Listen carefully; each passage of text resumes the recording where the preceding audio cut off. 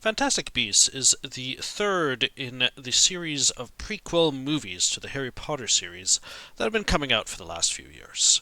Now, the third movie, along with the others, have been out long enough for me to confidently say that no one really likes these. You can see that on Rotten Tomatoes, the thing got 47% from the critical reviews and a score of 84% from the audience, which is pretty pathetic. Fantastic Beasts 3 apparently made less money than Sonic the Hedgehog, and it was pretty clear that the enthusiasm for the prequel series dropped rather severely after movie 2, which scored even more abysmally in the Rotten Tomato numbers. So, what exactly happened here? Well, JK Rowling has certainly undergone something of a transformation over the last 10 or so years. She's gone from one of the most beloved women on the planet, referred to openly as Queen or Empress by her acolytes, to basically Hitler for transgender people nowadays. So she's had a bit of a ride here. But honestly, I think what the problem is with the movies is that they are running up very much against her limitations as an author. The thing is that not all settings are created equally. Let's take a look at Star Wars. At its basic plot, Star Wars is about good space wizards fighting bad space wizards with lightsabers. And that's what, the basic plot revolves around. But there are all sorts of aspects of Star Wars that you can harvest new stories from. You can do stories about TIE fighter pilots, you can do stories about Mandalorian bounty hunters, you can do stories about alien generals, you can do stories about high politics, you can even do stories about stormtroopers if you really wanted to. The setting is very versatile and rich in that way. You really have a lot to work with if you intend to make something new for Star Wars. Now, granted, some of these things might not work very well, but, it still gives you enough meat to work with when it comes to expanding the universe. But when it comes to expanding Harry Potter, it's sort of a different ballgame. Harry Potter has got two real points of interest. You've got, first, your trio, and then you've got Hogwarts. Expanded outwards to the very limit, and maybe you could say something about horrors or something like that. But if you keep going from there, you're going to run into problems. No one wants to hear about wizard zoology. No one also wants to hear about Ministry of Magic bureaucratic disputes. And certainly, I'm sorry to say it, no one really wants to hear about Wizard Hitler. I've been around Harry Potter fans enough to know what exactly they want. Harry Potter fans are concerned with which of the four houses they might belong to. They're interested in things like the rules of Quidditch and how to make it work as a sport. And of course, they're interested in thinking about, having sex with Hermione or whichever other character they want to shack up with, and that sort of thing. And these Fantastic Beasts movies are offering none of that. I would propose a three-ring theory for the Harry Potter universe. In the center of the ring, you've got the trio. And we all love them. Right? Harry, Hermione, and Ron, that's what we're really here for, that's what the series is all about, and that's what we like. Around them, you've got Hogwarts, and you've got all of the things that come with the Hogwarts atmosphere. Things like Thestrals, Dementors, all of that stuff. Plus you've got the interesting side characters, right? You've got your Hagrid, you've got your Professor McGonagall, you've got your Luna Lovegood, Moaning Myrtle, all of that good stuff. But when you leave Hogwarts, when you get outside of that particular part of the setting, and you go out to the wizarding world, that's where you start getting the crap. That's where you start to get stuff about ministry regulations and their attempts to keep wizarding kind a secret. This is also the bit where you'll start to get stuff about the way wizards poop just everywhere on the floor and then vanish the evidence. This is where you also get things like the racist goblins. All of that stuff is nonsense. Let's take a moment to talk about time turners.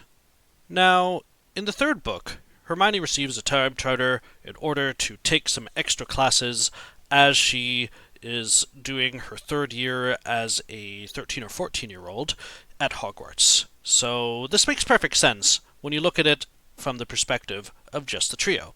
Hermione is smart, she likes school a lot, the teachers like her, so therefore she uses a time travel device in order to take some extra classes.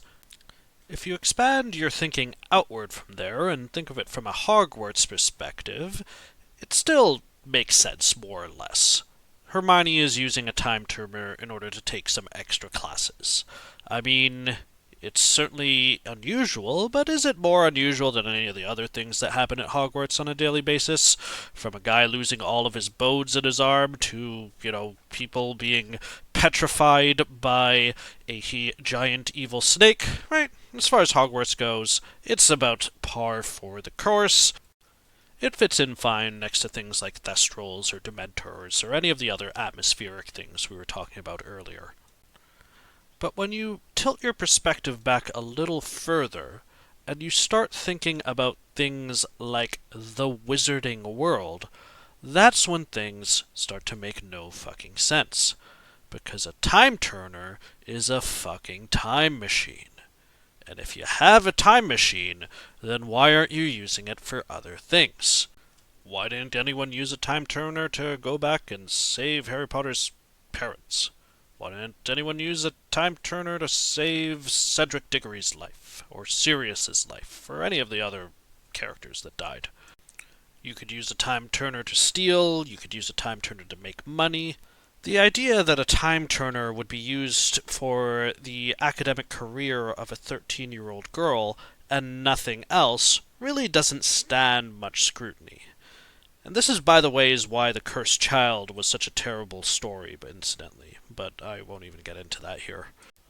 The point here is that the wizarding world, once you zoom away from Hogwarts, is a mess. It doesn't make sense. There are all sorts of logical holes there, and there's a reason why no one wants to hear these stories.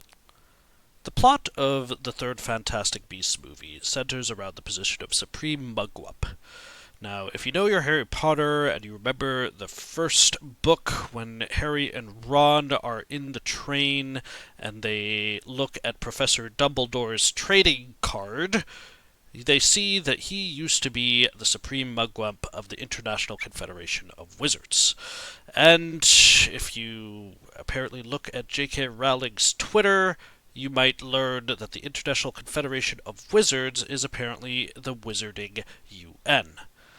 But hang on a moment, I hear you say. You never remembered that being a particularly important thing in the original books. What is going on with the Supreme Mugwump? Why is that suddenly an important position? Well, I'll have you know that it's an extremely important position. In fact, in the original books, after Dumbledore resigned from the International Confederation of Wizards, the position was occupied by one Babajide Akinbade. Wait, you're saying you don't remember Babajide Akinbade? Why don't you remember him? Oh wait, he wasn't actually in the books. That's just something from Pottermore. This is what we call making it up as you go along.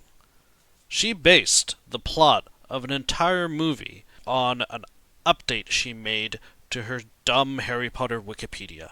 This is the kind of thing that confuses genuine fans of the series, because unless you religiously follow Pottermore, you're not going to know what a Supreme Mugwump is, or even that there was a International Confederation of Wizards in the first place.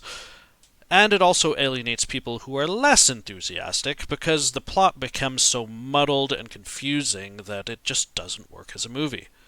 Which brings us to a singular conclusion. JK Rowling should really not be writing these movies. Perhaps she should not be writing any movies at all. She clearly has no idea what made those original books appealing in the first place. Instead, she's just throwing together things that she thinks might work and completely losing the spirit of the Harry Potter series. The series might be heading to the shit can, and quite frankly, no big loss. Thanks for listening. Make sure to like and subscribe, and if you want to condemn my evil opinions of Harry Potter, then please leave a comment below.